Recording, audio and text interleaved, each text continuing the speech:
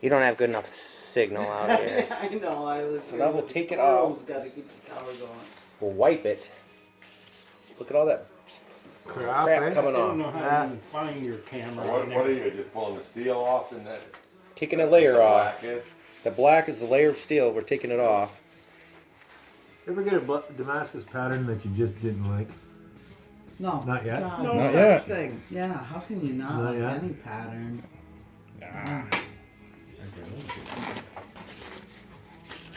Yeah, that's all you get, because after that, it's cost. No, I don't. Now there's a couple ways. We're gonna do this 3 times at 10 minutes. This is worth the price of admission.